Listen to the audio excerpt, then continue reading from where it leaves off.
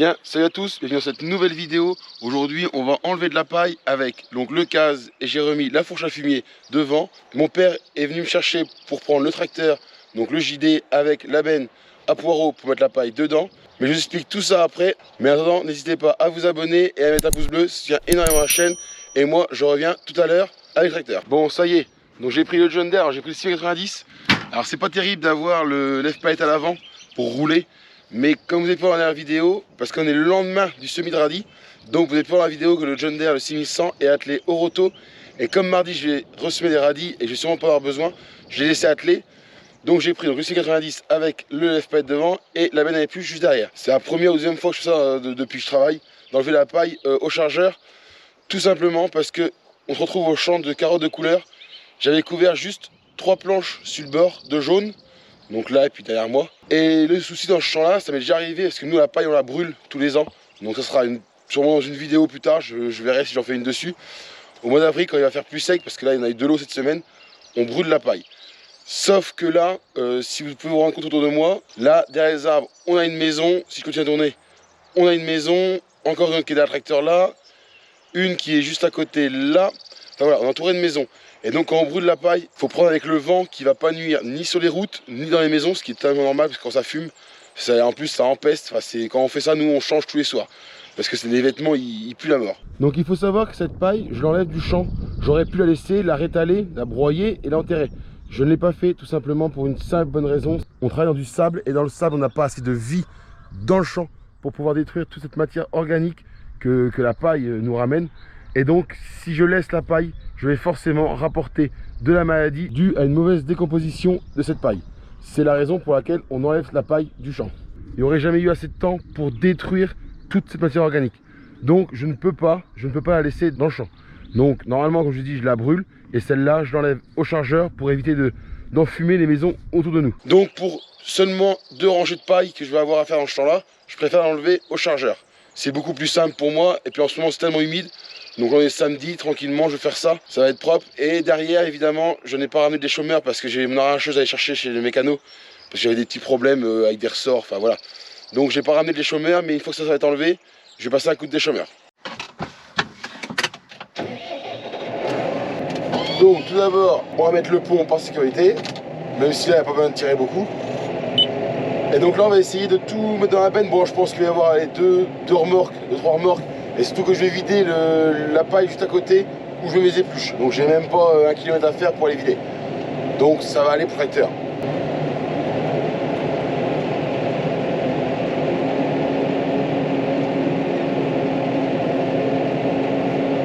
Donc là le but c'est de pousser la paille jusqu'à ce que ça dégueule sur les côtés.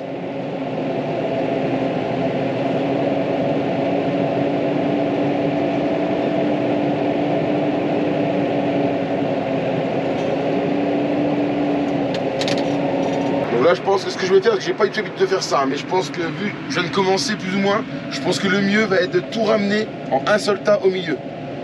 Comme il n'y a pas vraiment, il n'y a pas épais au point, ça se pousse plutôt bien. Donc je pense que je tourne au milieu, la remorque est déjà au milieu derrière moi. Et comme ça, j'aurais plus qu'à prendre des fourches et mettre juste à côté, ce sera beaucoup plus simple.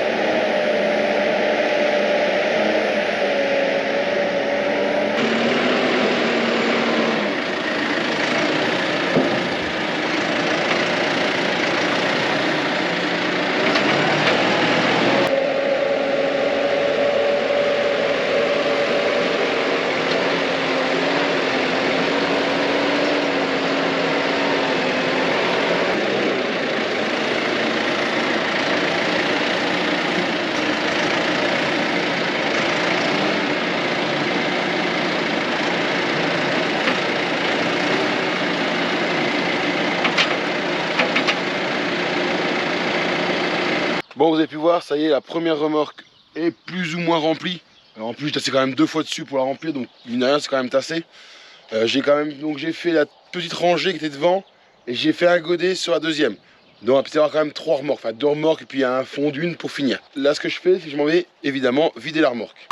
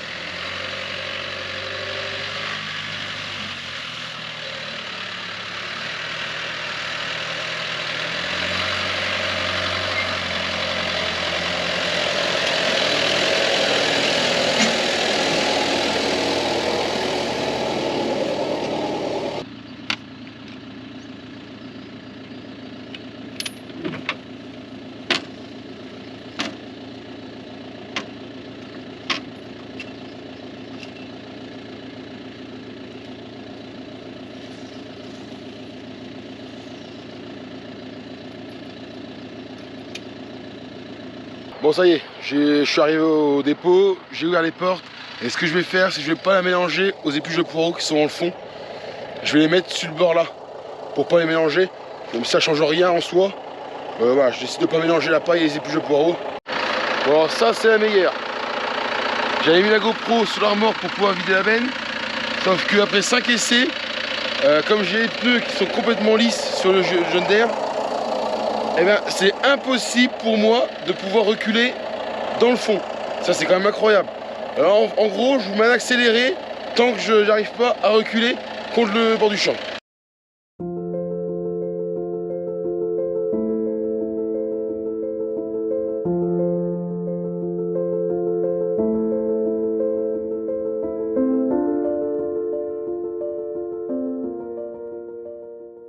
Bon, quelle galère, c'est pas grave, j'ai réussi, alors je me suis décalé un peu. À la base je voulais mettre à mes pieds ici, mais je me suis rapproché un peu des épluches parce qu'il n'y a pas moyen. En fait c'est le dépôt, il y avait des épluches de poireaux, il y a eu du fumier, donc tout ça mélangé avec l'eau qu'on a eu cette semaine, et ben ça glisse. Et comme je vous dis mon tracteur, je vais vous montrer les pneus arrière, vous allez voir j'ai aucune adhérence.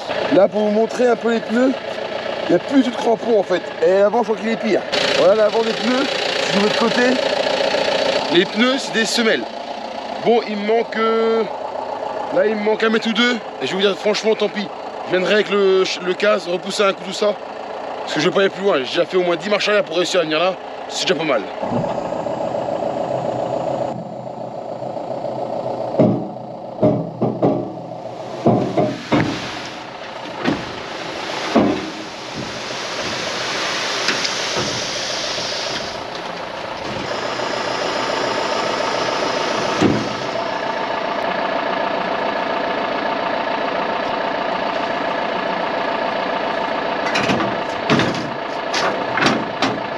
Ça y est, c'est bon, on repart chercher la deuxième benne et sûrement pas la dernière.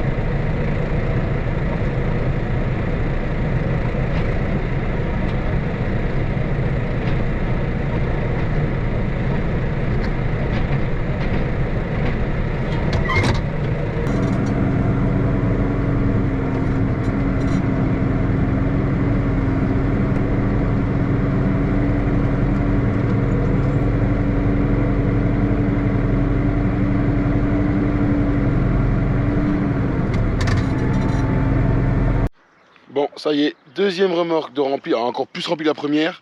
Et j'ai tout regroupé, il me reste juste ce petit tas là après à venir chercher.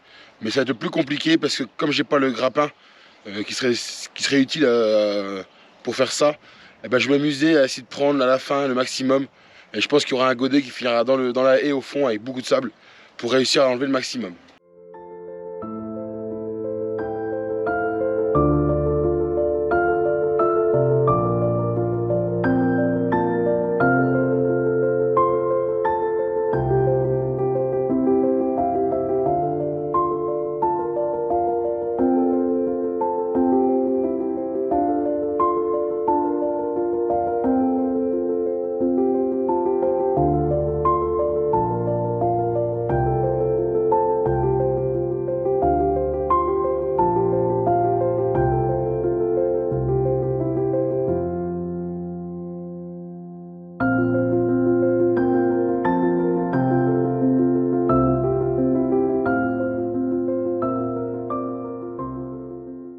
Donc ça y est, vous avez pu voir, troisième benne de rempli, non, mais j'ai mis tout ce qui restait sur le tas là. Donc le résultat, donc là il reste un petit peu de paille à cet endroit là, mais le reste, vous voyez, il n'y a plus grand chose. Il ne restera plus qu'à passer un coup de déchômeur pour venir mélanger le restant au sol, en espérant qu'il se décompose assez vite pour accueillir un poireau au mois de juillet, sûrement pas avant.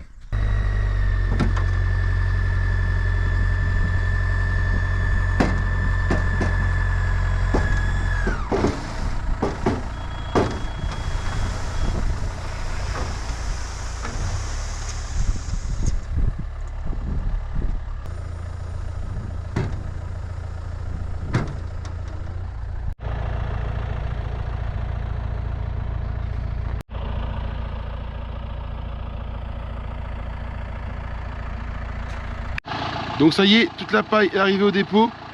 Donc j'ai plus qu'à refermer les portes et à repartir. Cette activité là est finie et ça fait un champ qui est entre guillemets prêt à être travaillé. Donc c'est parti, la saison va être lancée, on va nettoyer tous les champs, on va commencer à tout préparer pour pouvoir préparer nos semis de carottes au mois de mai et notre plantation de poireaux début juin et puis juillet. Donc j'espère que cette petite vidéo vous aura plu. Encore une fois, n'hésitez pas à vous abonner, à lâcher un pouce. Et puis moi je vous dis à très bientôt dans une prochaine vidéo. Ciao!